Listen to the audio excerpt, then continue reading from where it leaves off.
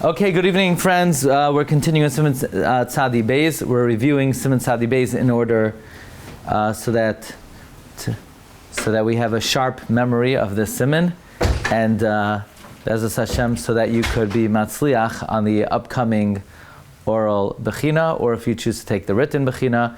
Either way, I hope this will be somewhat helpful. Okay, Siman Tzadi Beis Sif Hey. By the way, for those who are able to come to the oral test, I recommend coming. It will be a very nice experience, and the goal is that everyone should be successful. It's not to trap you. It's Be'ezus Hashem to help everybody be able to perform in the best way according to everybody's level. Okay, Siman Tzadi Beis Sif Hey. Tipas chalav shenafla al hakadera she'etzel ha'esh mibachutz. A drop of milk that falls on a pot. The pot's on the fire. It falls on the outside of the pot. There are two options of where it could fall. It could fall by the pot opposite the food, the lower part of the pot. It could fall on the upper part of the pot where the food does not reach. We'll see later. There's another option that it could fall on the cover of the pot. It could fall on the cover. But for now, we're talking about two options. It could either fall by the food on the bottom, or it could fall by the empty part of the pot on the top. So here's what we say. Here is what we say. Im nafla keneged hatavshel, if it falls opposite the food, ein tzarich ela samach keneged hatipa. All you need is shishim against the drop. Shem mifapas lifnim, because it diffuses into the pot. It's like it fell in the pot. Obviously, if a drop of milk falls into a fleshik pot, it becomes batal b'shishim. So it falls on the outside of the pot. Then it's like it falls on the inside of the pot because it diffuses inside. We're going to see in the Shach and the Taz, they're going to quote the man of Shach that the Smak brings from the Gemara and Chulin. The Shach and the Taz will have a different way of understanding it. Maybe part of the reason why it's mutter is it might become batal in the walls of the pot, but the way the Mechaber says it is that if the drop of milk falls on the outside of the pot, it's like it fell in the pot and it's mutter. Okay, so bottom line is if it falls on the outside of the pot opposite the food, it's mutter. V'im nafla b'makam harekan, if it falls by the empty part of the pot, then v'hi mifap. Okay. But yeah, let's do this also. V'hi mifapas b'doifen hakdera, and it now diffuses in the walls of the pot. You see, if it falls opposite the food, it goes straight into the pot. If it falls opposite the empty part of the pot, then it will diffuse into the walls of the pot. Ad samach l'roitev, until close to the food. Kol kach, so much, she'ein samach keneged atipa, that you don't have shishim keneged the drop. So then what do we say? We say hari ne'esar oisai makayim hakdera. That part of the pot will become asar. Now let's just explain this for a moment. Again, if it fell opposite the food, it will go into the food. If it fell opposite the empty part, I'm going to tell you now how the Shach reads it, and we'll see later that it's going to be a machlokes, the Shach and the Taz. The way the Shach reads it is that something that gets absorbed in the walls of a pot could be batal b'shishim of the blios that are currently in the pot. So what we're worried is if the drop of milk hits the outside of the pot, it will then diffuse only so much that there are less than 59 parts of fleshik absorbed flavor keneged the one part of milk absorbed flavor. We're afraid that it will absorb in the walls of the pot just so that you don't have shishim in the walls of the pot to be mavatal. That's how the Shach reads it. So if it falls opposite the food, it will go straight into the pot. If it falls opposite the walls, it will only diffuse to the point where you won't have shishim of absorbed flavor in the walls of the pot to be mavatal. And then what's going to happen is that area of the pot will become asur, and we're worried you're not going to have shishim in the contents of the pot to be mavatal, the part of the wall that became asur. Hari nesar oisay makam hakdera, then that part of the wall became asur. V'im yera hatavshel derech makam hakdera, And now if you're going to pour out the contents of the pot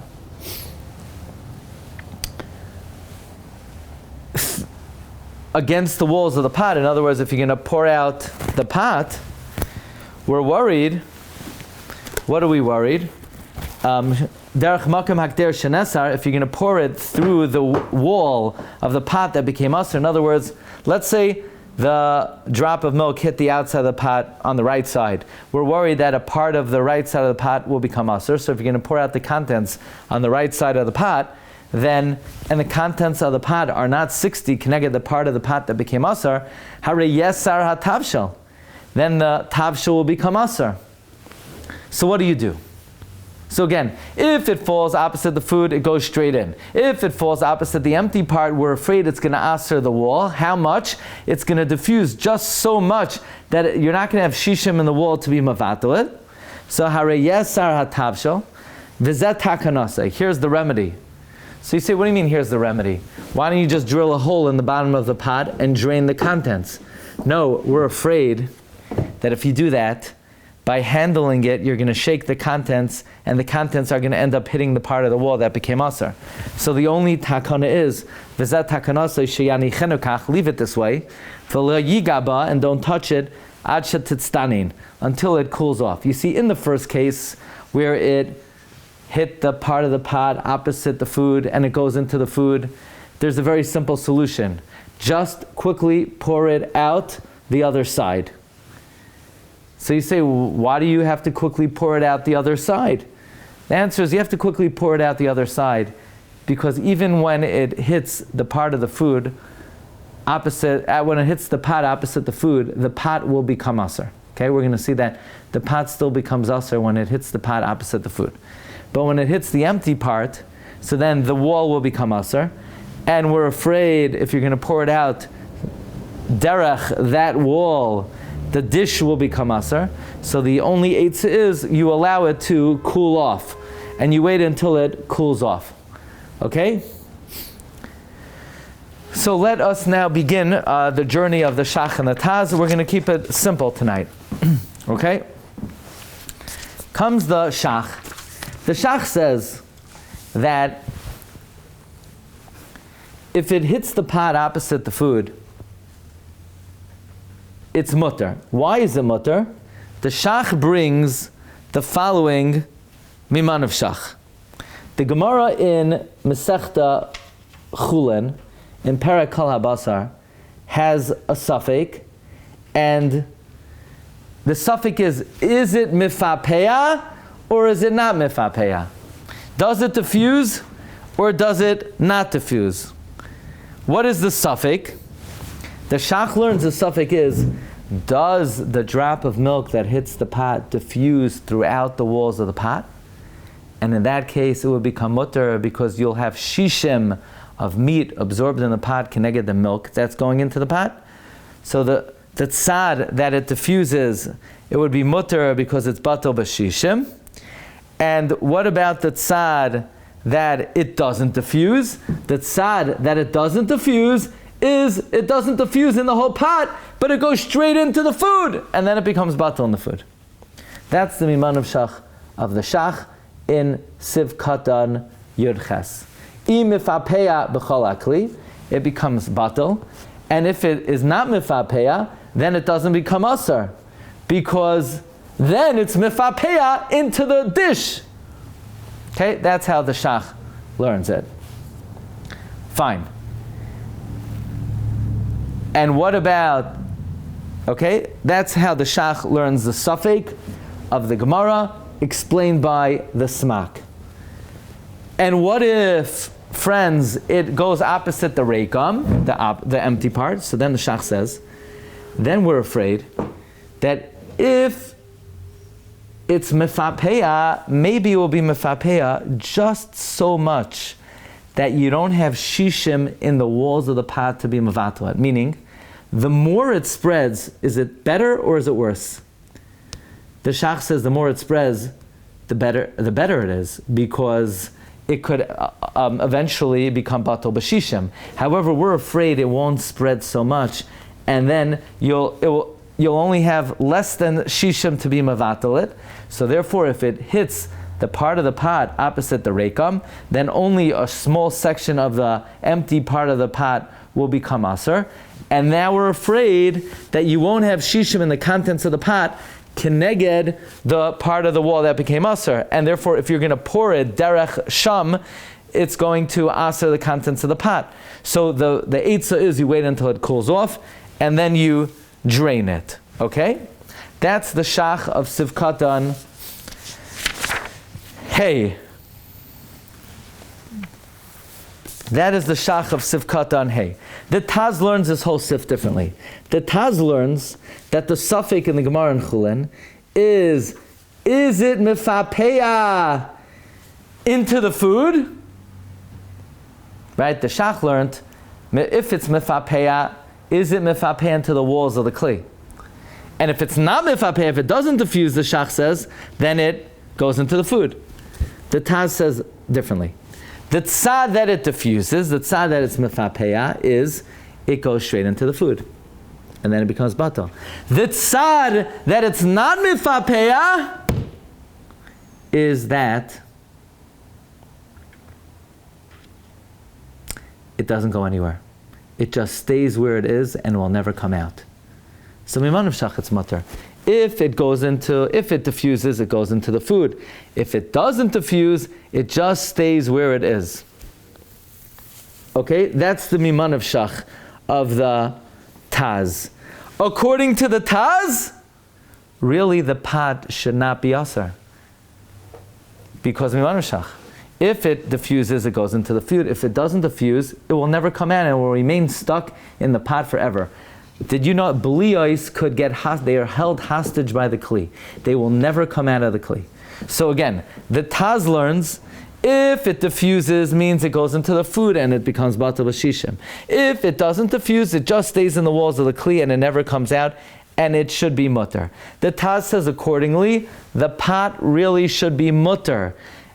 And really, me'ikar hadin, the pot is mutter. Really, me'ikar hadin, the pot is mutter. The Marshal says, me'ikar hadin, af hakadera mutter, the Taz says at the end of Sivkat and Yud Zayin.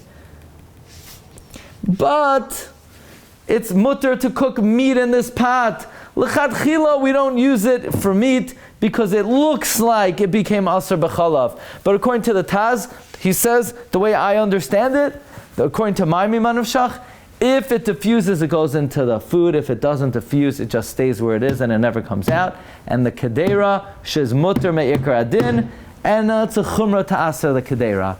The shach learns that the miman of shach is a little bit different. If it diffuses into the walls of the kli, and it becomes batal b'shishim. And if it doesn't diffuse, the shach says, then it goes into the food. According to the shach, the kli is aser me'ikar hadin. Why is the kli aser me'ikar hadin? The reason the kli is aser me'ikar hadin is because maybe it diffused into the pot, but not ad kidei shishim.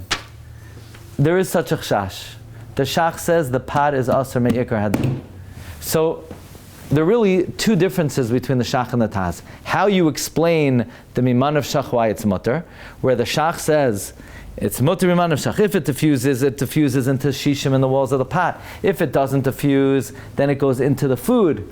But the shach says the pot will remain aser me'ikar hadin. That's the shach and sivkat and yates. The Taz says the miman of shach is a little bit different. The shach says the Taz says if it diffuses, it goes into the food. If it doesn't diffuse, it just stays where it is. The pot will be mutter me'ikar hadin. You mean stays where it is? Stays where? It just stays lodged in the pot, in the walls of the pot. So why wouldn't that aser? Because if it stays there, it ain't coming out.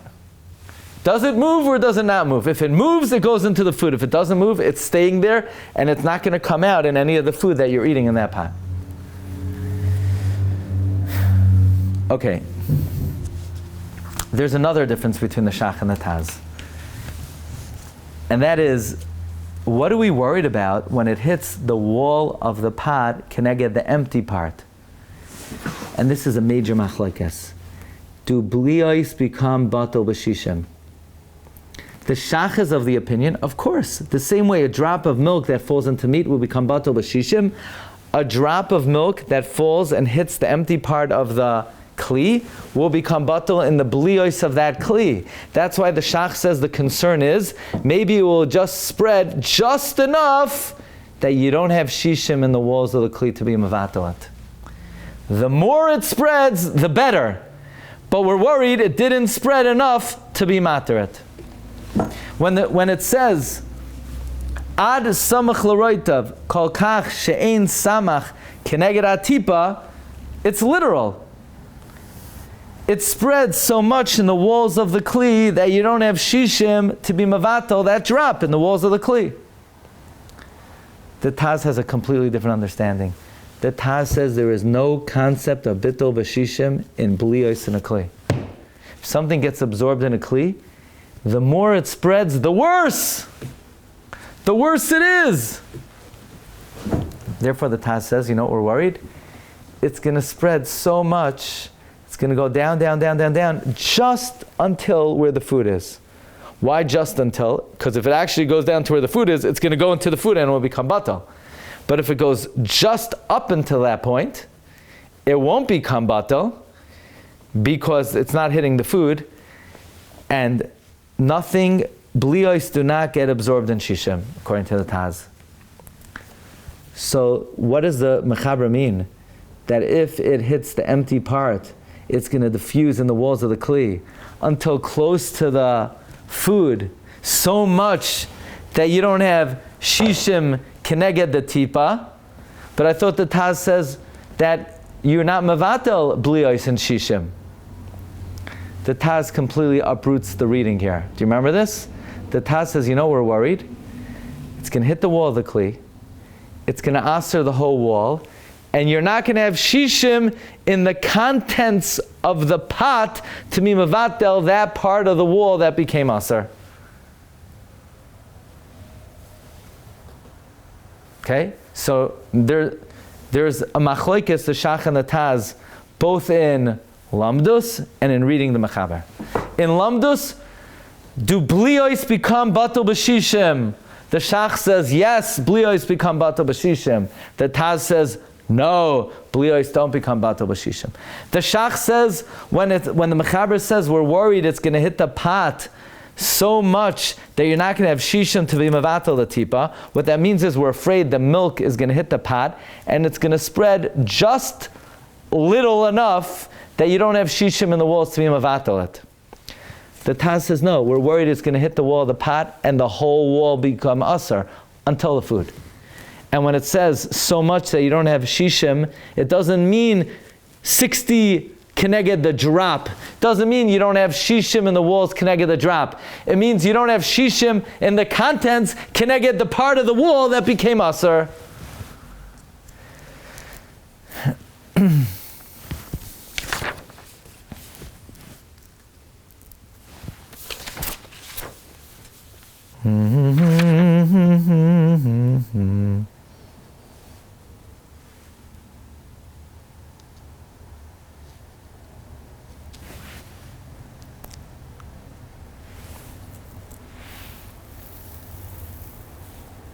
So, friends, it comes out that there are 4 differences between the shach and the Taz. Okay? Number 1, what is the miman of shach when it falls opposite the food? The shach says the miman of shach is if it diffuses into the walls of the kli. That's the shach l'shitase that bliyos become batel b'shishim. If it doesn't diffuse, it goes into the food. You all right? Mm-hmm. The Taz says, no, the miman of shach is, if it diffuses, it goes into the food. If it doesn't diffuse, it just gets stuck in the wall and never comes out. That's number 1. Number 2 is the pot aser. The Taz says the pot is mutter me'ikar adin when it falls opposite the food. The shach says it's aser me'ikar adin. Number 3, when it falls opposite the reikam, how much of the wall becomes usher? The Shach says just less than shishim keneged the drop. The Taz says the whole wall will become usher. They also argue, what does the Mechaber mean that it's going to hit the pot so much that you don't have 60? The Shach says the drop will hit the pot so much that you don't have 60 in the wall, keneged the drop. The Taz says it's going to hit the wall of the pot, and we're afraid you're not going to have shishim in the contents, keneged the part of the wall that became aser. Okay, that's the machlokes Shach and Taz in Sif Hey.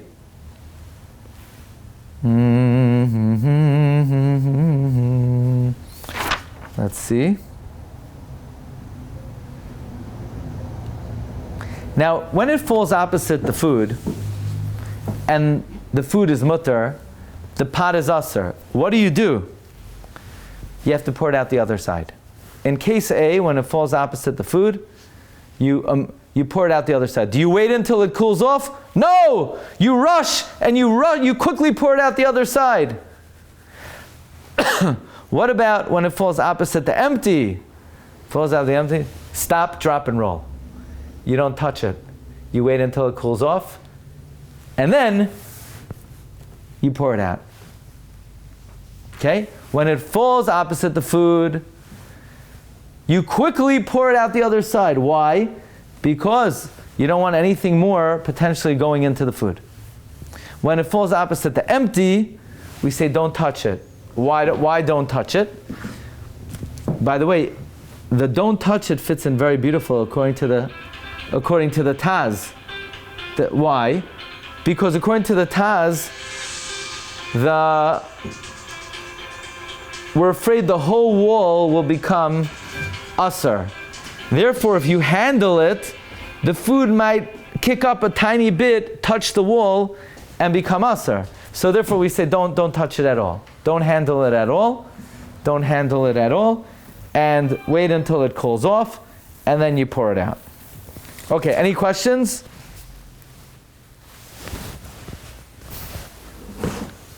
It's simple, right? Okay, good.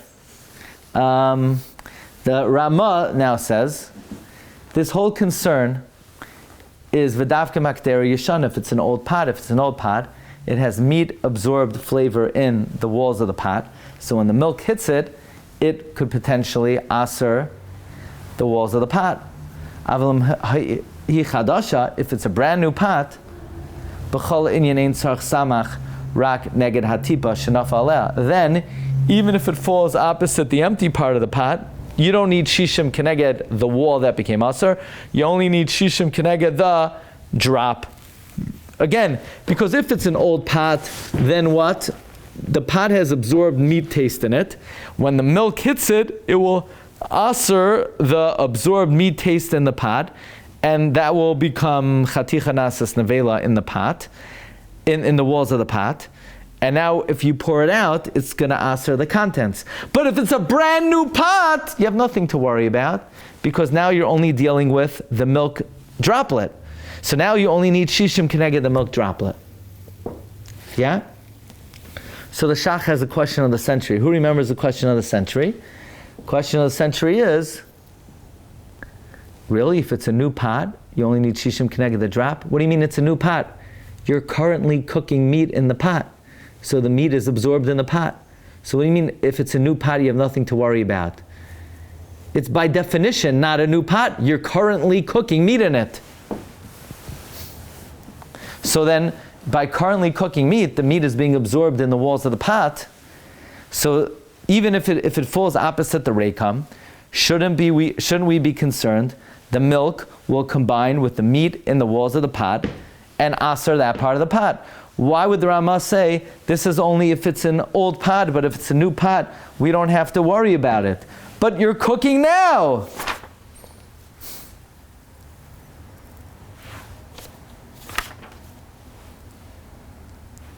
You're cooking now. The Shach gives three answers. Remember the three answers? The main answer is like this. You see, if you have already cooked meat in it many times, so there's meat in the walls of the pot, the meat in the walls of the pot become asur. But if you're first cooking meat now, so in other words, the first time you're cooking meat is the chicken soup in the pot, then we say like this.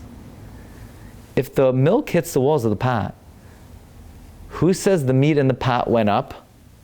Maybe it doesn't go up. Oh, no, it goes up. Oh, it goes up? Then maybe the milk goes down. And it gets absorbed into the pot, into the food. Meaning, you see, if you've cooked meat many times, then you could say the milk is answering the meat in the walls, and it won't get into the food. It won't get into the food. It's just getting into the walls. But if now's the first time you're cooking meat, we say miman of shach. If the meat in the pot is going up, then maybe the milk that hits the pot goes down into the food. Elamai, you'll say, no, the meat doesn't go up. Well, then the milk doesn't go down. That's the Shach's second answer, which is the main answer.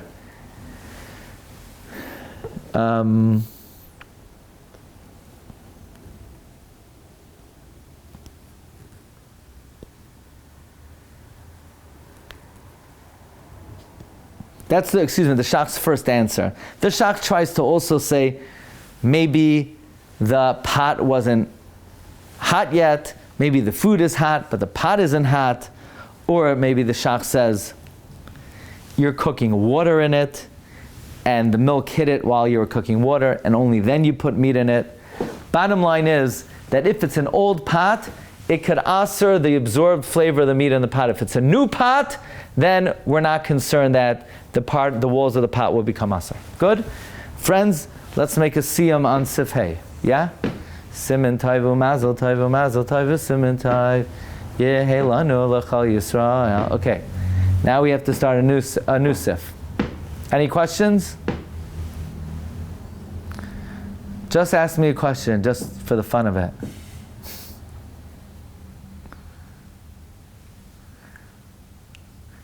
Just to show that you're, yeah, it's good, it's clear, or it's, you have to get it clear.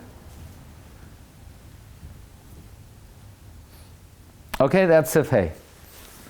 We move on to Sif Vav. But bottom line is, Sif Hey says if it falls opposite the empty part of the pot, then what do? What's the only eitzah? You have to let it cool off. But here's the thing, it's Friday afternoon. Your wife's cooking a chicken soup. The baby took her bottle and sprayed it against the pot. Now what? Then the walls are asur. Now you have to wait until the chicken soup cools off. It's going to take 20 minutes for the chicken soup to cool off. Meanwhile, Shabbos is in 5 minutes. What do? Says the Mechaber, Nagu ha'olam. Oh, okay. No, okay, one second. So scratch that. It falls opposite the empty part of the pot. What's the halacha? You wait. So you wait a half hour, wait till it cools off, and then you pour it out. Could you eat, right? Your wife's cooking a chicken soup. The baby took her bottle. Actually better, your baby took the water gun that you made the bad mistake of buying for your 9-year-old. Why would you buy your 9-year-old a water gun? What are you training him to do exactly? See, but you made that mistake. He begged you, you bought a water gun. He went to the fridge, he took out the milk, he filled up his water gun with milk, and he shot the chicken soup. It hit opposite the Raycom. What's the halacha? Is the chicken soup asur? David, I'm putting you on the spot. I'm just choosing you out of a hat, out of a multitude of people. No. Does the food become asur? No, it doesn't become asur. So what do? You wait. And if you wait, could you pour it out when it becomes cold? Yeah, and you could have chicken soup. Says the Mechaber in Sevav, Noagu Eilam Lesser Kishanafal Al Defin Shalai Keneged Reitif. The minhag Eilam is, we will prohibit the food when the milk hits the pot, not opposite the Reitev. Not opposite the Reitev. Why? Why do we answer it? So the Shach and the Taz both explain, because we're afraid You know, what is chicken soup? Does anybody know the sound that chicken soup makes? Anybody want to demonstrate for us? What sound does chicken... Well, you know, it bubbles, right? You think the chicken soup stays there? Chicken soup has character. It has personality. You think it just sits there sleeping? It's bubbling. It's working up. So what are we worried? We're worried the milk hit the walls of the pot and it assered the walls just until the chicken soup. So you think you're going to wait until it cools off and then pour it out? The chicken soup's bubbling up. It probably hit the walls of the pot. So therefore the minhag ha'olam is to be machmir, that if the milk hit the empty wall of the pot, not opposite the food will be aser. That's the minhag ha'olam. We're worried, maybe hit the wall of the pot. However, the Shach brings in Sivkat and Chav Daled, the Mahari was Rabbi Sol Esrolin, the Chumas Hadashen. He was an Achroin, he was Gadol B'Doiroi, he investigated all the minhagim. He wrote that the minhag is to be mater by cooling it off, like we said in Sif Hey. So even though the Mechaber says the minhag is to be machmir, the Chumas Hadashen says no, the minhag is to be lenient.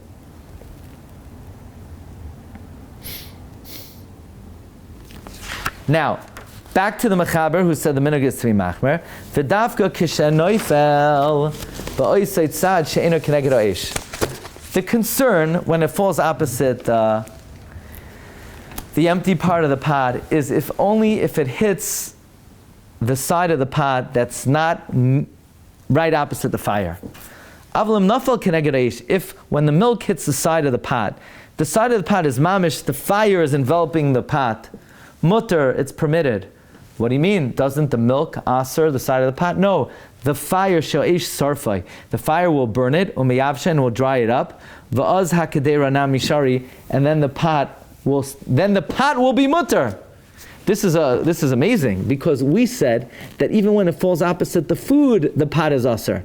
Now we're learning that if it falls opposite the empty part, but it's like right by the fire, then the fire will dry it up. And the food will be mutter, and even the walls of the pot will be mutter. Says the Mechaber, v'davka b'davar mu'at. That's only if it's a little bit of milk that hits the pot. Kagoin tipa, like a drop. Avlam nafel harbe, if a lot falls, let's say you got your kids, you know those water guns? That you could use them in the summer, or you could also use them like on the front lines in Ukraine. You know, they have these water guns. They like with pumps. You know, that you could spritz and like a tank will go flying from. So let's say it was a lot of milk that hit the side of the pot. Then it's not going to help if it's opposite the fire. The fire can't dry it out. V'davka b'davar mu'ad. Only a little bit of kohen tipa avim nafal harbe. If a lot of milk will hit the side of the pot, ein lahater. We can't allow it. Afilu im nafal keneged ha'esh. Even if it fell opposite the fire. Ella imkain keneged haraitev. Then it's only permitted if it falls opposite the food.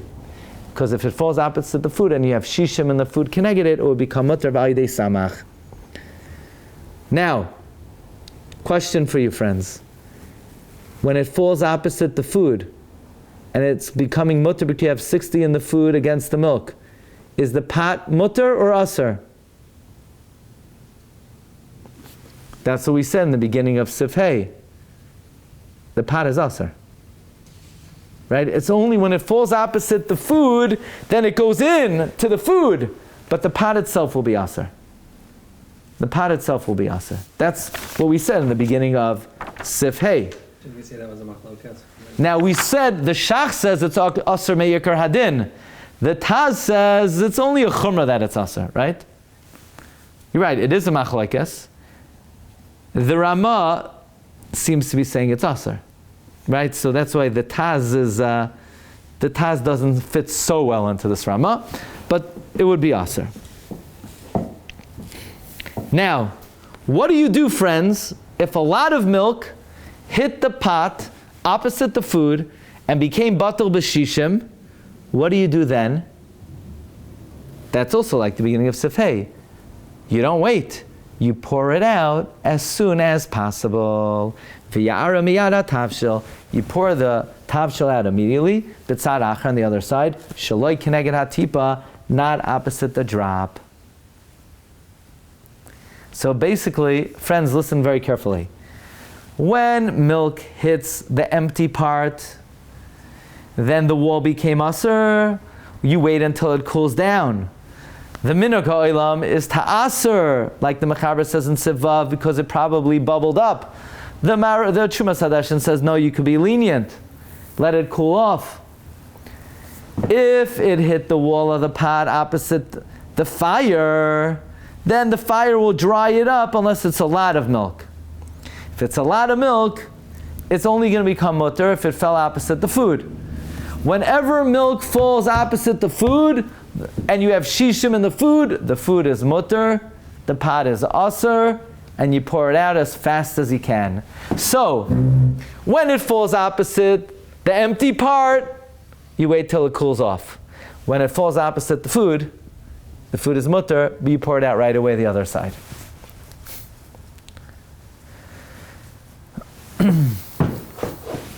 Okay.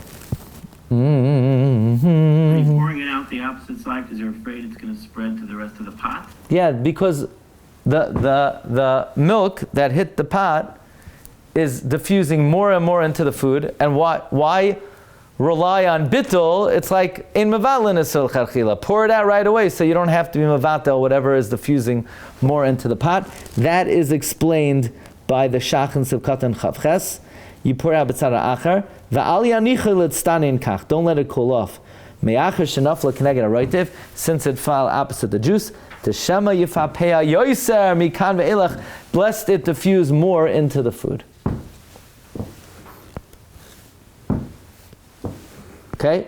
So, if it falls opposite the food, it could be batal b'shishim. If it falls opposite the empty, it could aser the wall. The me'ikar hadin, you wait till it cools off. The minig, the Mechaber says, is to be machmer that the food is aser. The Trumas Hadashin says, no, we're not machmer. Siv Zayin. Even though we just said in Siv Vav that the minig is to be so machmer that when it falls opposite the reikam, the food is aser, there is a leniency the other way. Yesh mi shamater b'shas adchak. There are those who matter in a pressing circumstance. Could go in Erev Shabbos. Let's say it's Erev Shabbos. It's Friday. It's an early Shabbos. Now you don't even remember. There used to be a time when candlelighting was 4:12. Tomorrow, lech benching is what time?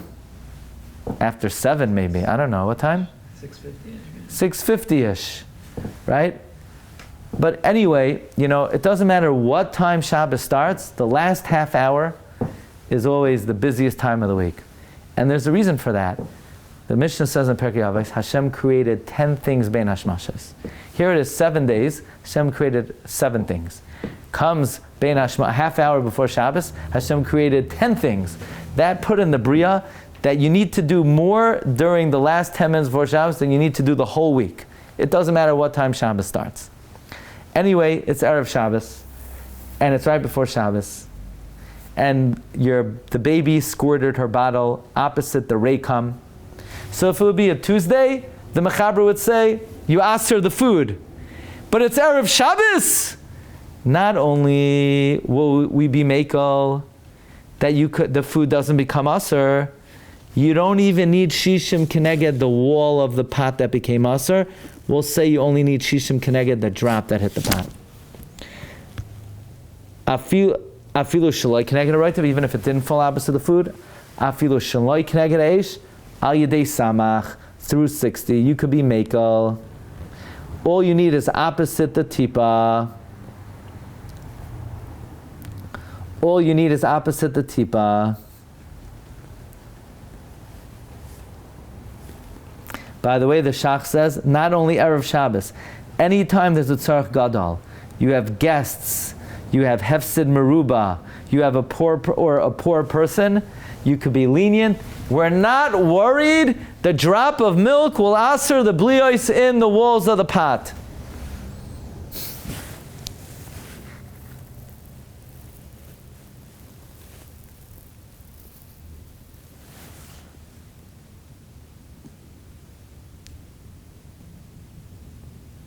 Why not? Anybody know? Look in the Gemara and tell me. And the Gaon says that we don't say Chanan and Blios b'shas adchak. Very good. Who's that? Meir? Yeah. We were Soimech on Rabbi Meir b'shas adchak. Very good.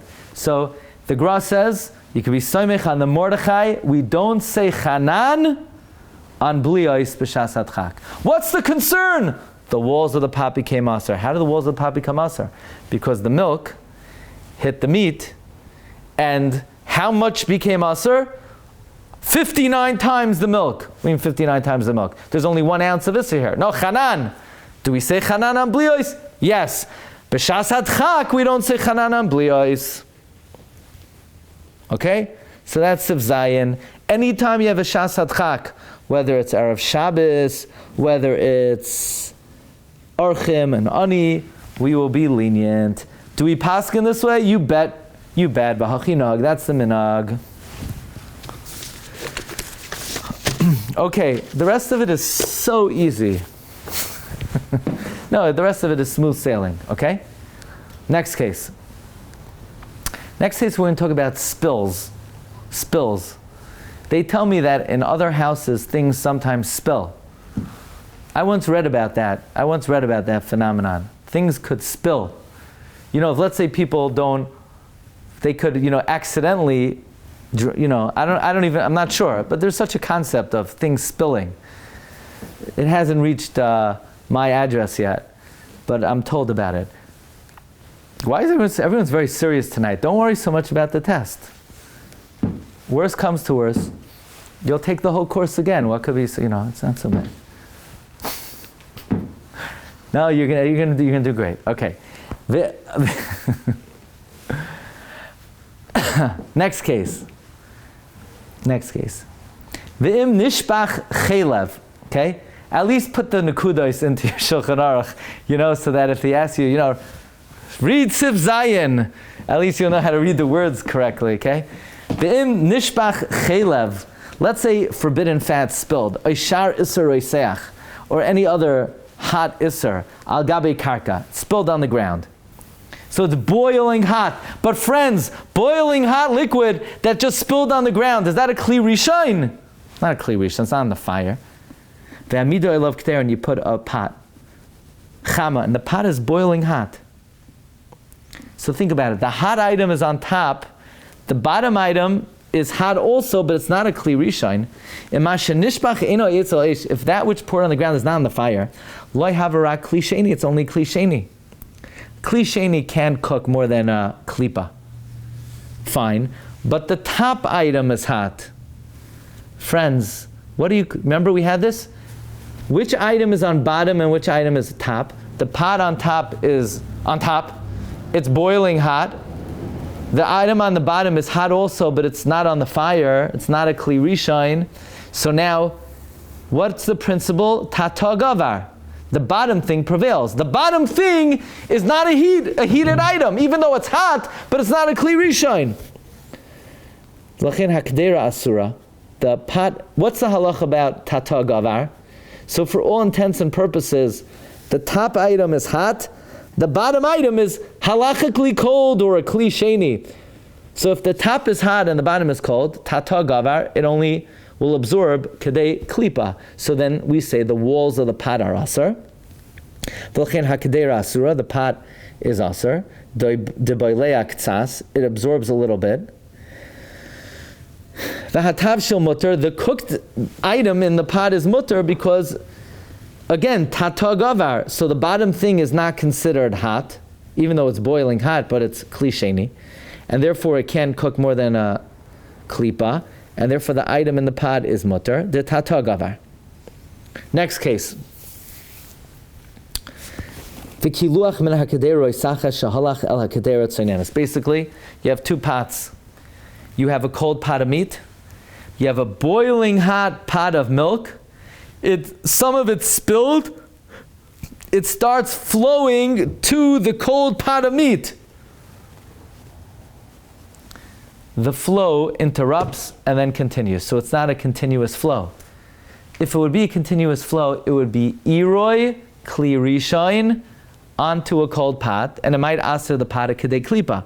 But now the flow stopped. Im nifsak hakiluach v'nakadea haroisachas, if the flow interrupted from the boiling hot pot, kodim she'agia latzenim, before it reaches the cold pot, havanami k'kli sheni, then it's also like a kli sheni, and it would not aser more than kedei klipa. Now, by the way, in the first case, where you had a boiling hot pot into boiling hot fat, but the fat's on the ground, so it's a kli sheni. If the pot on top was cold, then the kli sheni would not even aser the pot. Since it's hot, the walls of the pot become aser. The Rama said that in the first case, the forbidden fats are not on a fire. If they would be on a fire, and it'd be hot, then everything would become aser. Because think about it. It's on the bottom, it's tata gavar, and the whole thing would be aser. Okay. Next case. We're next in the Rama, continuing in the Rama. The next case is a geshmaka case. You have a cold meat pot, you have a boiling hot milk pot, it's on the fire, it spills over, and it reaches the cold meat pot. So basically you have two pots. My left hand is a hot milk pot, my right hand is a cold meat pot. It bubbles over, it leaks, and hits the meat pot. Hot milk is hitting cold meat. It's iroi, because loy nifsak hakiluach, it's being poured. It's called iroi, being poured, because the flow is not interrupted. Normally, iroi only asers kedei klipa. So v'im loy nifsak hava ki iroi. So what would happen? The cold meat pot, the walls of the pot would be aser. V'hakederat soinenes, and the cold pot ne'asra becomes aser. Im hayad soiledes, if the liquid milk is boiling hot, b'kiluach, in the flow hanogea b'kedera. What about the cooked dish in the pot? V'atav shel shari, the cooked dish in the pot is mutter. The ein iroi oiser akadei klipa.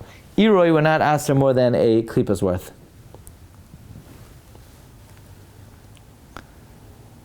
Question.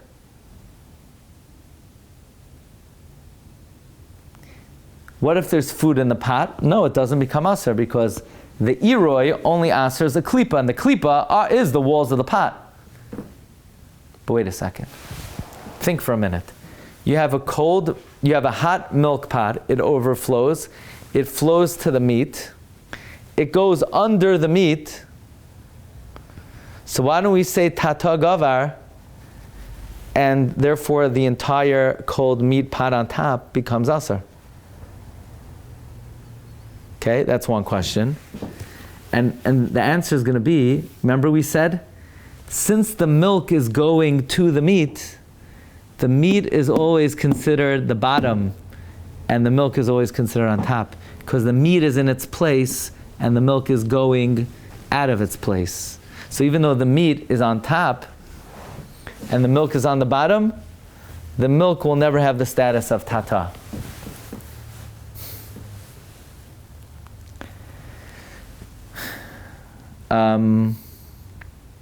Look in the next case. Avalam hakadera hichama, if the pot of meat is boiling hot, v'hu kli rishain, and it was a kli rishain that was taken off the fire, v'kol shekain oimed etzel ish, and certainly if it's now on the fire, then even if the flow of milk is cold, afilu makilu achut soinen, everything is aser. Why? Ditatogavar, because the bottom one prevails.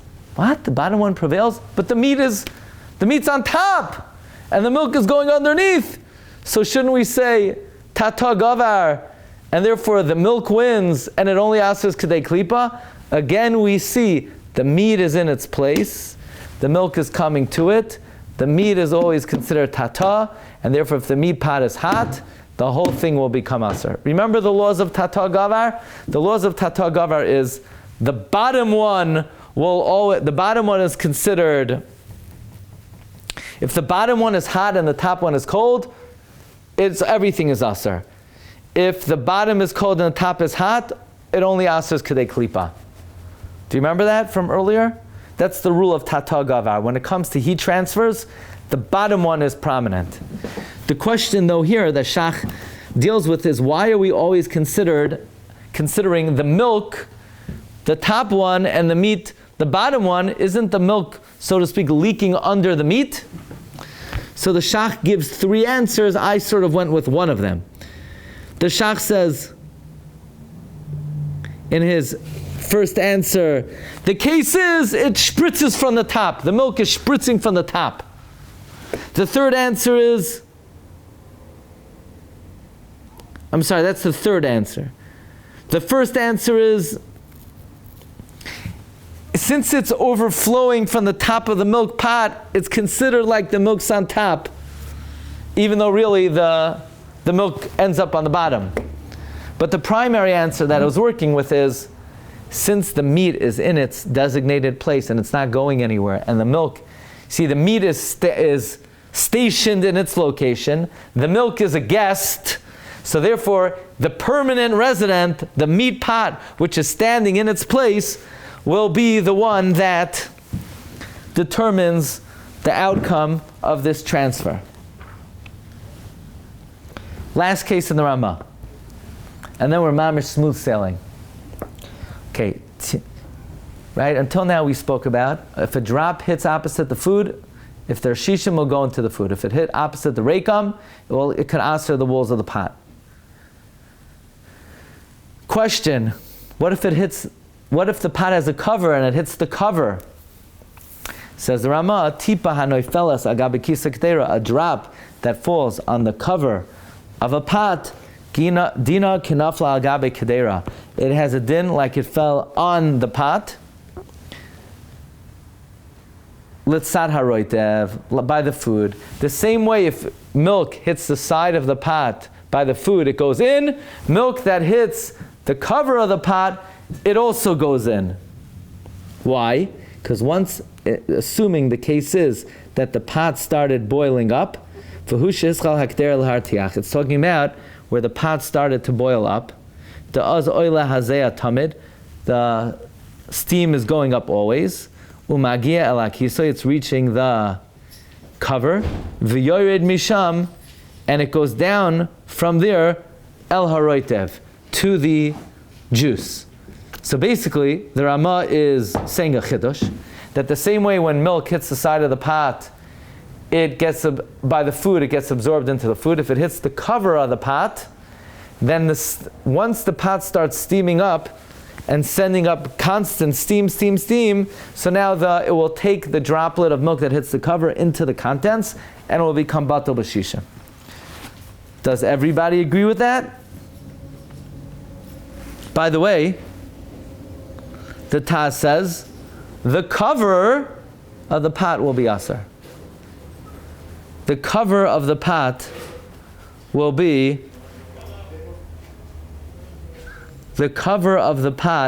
aser.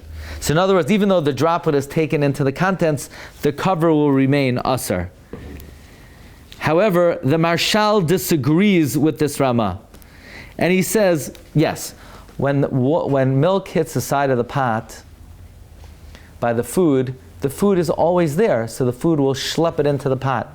But who's to say the steam is constantly taking steam up and bringing it down? No, you can't be so sure that the steam is as constant as when there's food on the side of the pot. And therefore, in the opinion of the Marshal, he disagrees with the Ramah, and he says when milk hits the top of the pot, the cover will become aser, and then the whole contents could become aser if you don't have shishim keneged the whole cover.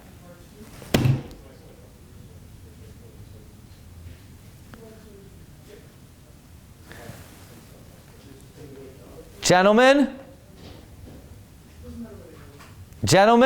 there's a share going on, okay? So if you could refrain from any conversing. Thank you. Okay, let's let us continue. Sivches. Okay, ready? Final stretch. Machvas shel chalav. If you have a pan of milk, shenasnu bekira, that you put it on the inside of an oven, tachas kedera, under a stove top, shel basar, of meat. You remember this case? Basically, you take a 9 by 13 of milk. It's in an oven, so the fire of the oven is heating up the milk. The milk is now steaming up, and on the top of the oven, there's like a hole in the stove top. You put a chicken soup. So the steam of the milk is steaming up into the bottom of the pot of the chicken soup. Will the steam of the milk aser the meat pot that's on top of it? Sivches, machva shel chalav, a pan of milk, shenasu bekira, that you put in an oven, tachas keder shabasar, under a pot of meat, hazeya oila, the steam goes up, v'nivla b'kedera, it gets absorbed in the pot, v'oiseres, and it asers. Says the Ramah, now im haya chalav b'machvas, if there was milk in the pan, then the chicken soup will only be mutter if you have shishim in the chicken soup, keneged the pan. But inan samach betavshel sheb'kedera, you need 60 in the cooked dish of the pot, neged hachalav, opposite the milk, sheb'machvas. So if there was milk in the pan, you need 60 in the meat pot against the milk if you want this chicken soup to be mutter. Now, this is only if the milk was not covered. If the milk was covered, then no steam is going to go up. This is all talking about where the pan is uncovered.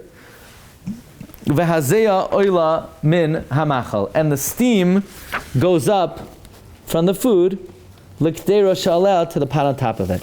So it has to be talking about where the pan of milk is not covered. V'gam arishu b'karv kol kach sheyad soledes b'zeya b'magam shenageh b'kdera. Also has to be the pan of milk is close enough that it produces steam that's hot enough that it's yad soledes when it touches the pot. In other words, let's say here, this, you see, this is my pan of milk. Up here is my pot of meat. If, let's say, the steam here is yad soledes, here is yad soledes, but once it rises up to where the pot of meat is, it's not so hot, it's not yad soledes, it's not going to aser. Avalam ein hayad soledes v'zeya. If it's not yad soledes in the steam, hakol shari, everything is mutter.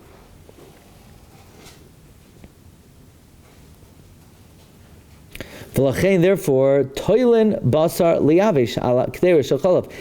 You're allowed to hang salami to dry over cooking pots of milk. We're not worried about the steam that's rising, because by the time it rises, that steam is no longer yad soledes. Or if the pan of milk is covered, hakol shari, everything is mutter. You know why?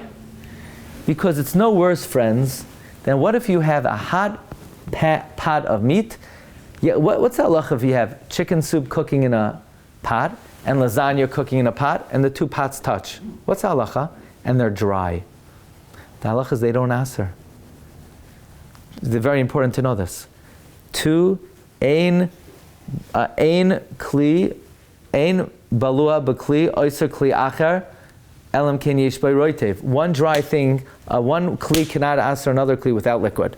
So the Ramah is saying that if the pot of milk, think about this clearly, if the pot of milk that's steaming up is covered, so you have very weak steam rising up from the milk pot to the meat pot, it's not going to aser. It's not worse than if a meat and milk hot pot touch each other.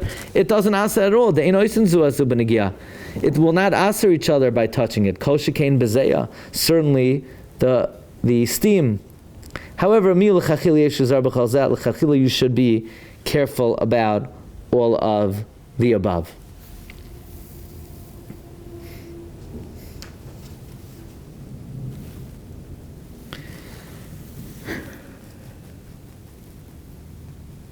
The Taz says that if you cooked in an oven a calzone of cheese, and then you took it out of the oven, and the oven is clean, it it has absorbed taste of milk in it. If you put a pot of meat on it, it won't be aser, because again, two dry things cannot aser each other without liquid. Okay, we'll do one more sif, and then we're done.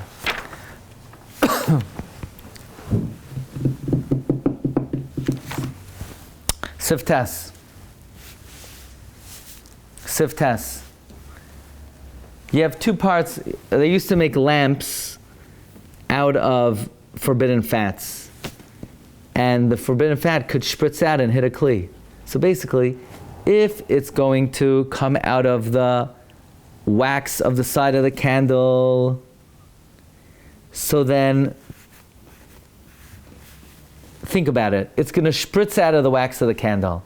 But by the time it spritzes, it's no longer connected to the candle. So it's like a kli sheni. So if it hits another kli, it won't aser. All you'll have to do is scrape it off. But if the wax comes out of the fire itself, then that's considered straight from the fire. And we say, even though when it hits the other kli, it's not attached to the ner, it doesn't cool off, and it will aser be'iroi, even though it's nifsak. So let's read that inside. Sif tes. Ner shal chelev, a candle of forbidden fat. Also a kener shel shaiva, made like a wax candle. Shanataf mimeno tipa al kli, that's some wax dripped off onto a kli. So if it dripped off, this is the way the Gra explains it in Ois Mem Beza Mem Gimel. Ein sarach kiyum grade, you only have to scrape it off. Aval chelev muhutach cham, but hot, melted fat. Shanafa mimeno tipa, where a drop came out straight out of the fire, where the wax is burning right by the fire, al kli, then sarach hagala, then you have to kasher it. The reason you have to kasher it is because it's coming straight from the fire, so even though it's nifsak hakiluach, it's still so hot that we say the iroi would aser.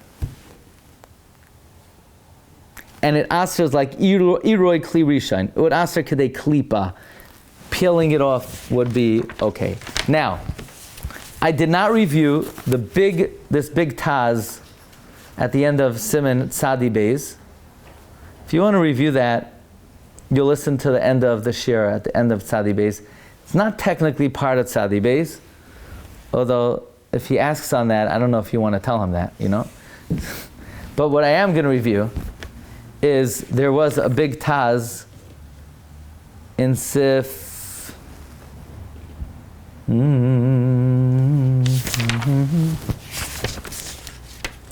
Was it? Yeah. In the beginning of today's learning, it's in Sif Katan Tezayin. And the reason I'm reviewing it is because it has a lot of ramifications for Hilchos Pesach, and it's kedai to know the words in general, and perhaps for Sunday. And that is the chidush of the Taz, Trei Mashehu Lo Yamrinan. Do you remember that? Trei Mashehu Lo Yamrinan? What's the halacha, friends, if milk falls into a chicken soup? Let's say you have a small chicken soup and 5 ounces of milk fall in. So we say, Chanan, the whole chicken soup is asar. Yeah? Now that chicken soup falls into more chicken soup. Do you need 60 times the whole chicken soup, or do you only need 60 times the milk? In other words, let's say like this. 1 ounce of milk fell into 30 ounces of chicken soup. Now or 29 ounces of chicken soup. Now those 30 ounces fall into another 30 ounces of chicken soup. Is it batel b'shishim or another 31 ounces of chicken soup? Batel b'shishim or not batel b'shishim? What's the halacha? No way, Jose. You ever hear of that Maimer Chazal? You know what Chazal say? No way, Jose. You remember the Medrash? You know where it is? Not a chance. No. Why? Chanan. Because when 1 ounce fell into 30, All 30 ounces became aser. How much chicken soup do you need to be mavatal? 180 ounces of chicken soup. Right? You know that halacha? That's Chanan 101. Yeah, right? Good so far? What's the halacha though? That's what we call an Isser Nesinas Tam. Milk gives taste to the chicken soup. It asers all 30 ounces of chicken soup. Now you need 60 keneged the chicken soup, not just 60 keneged the drop of milk. But now let's talk about chametz on Pesach. Chametz on Pesach is what? Isser Mashahu. That it's not even batal ba'elef. So let's say chametz becomes, mixes into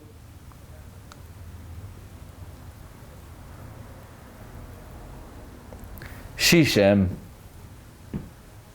Batal or not batal? No way batal. Let's say now that shishim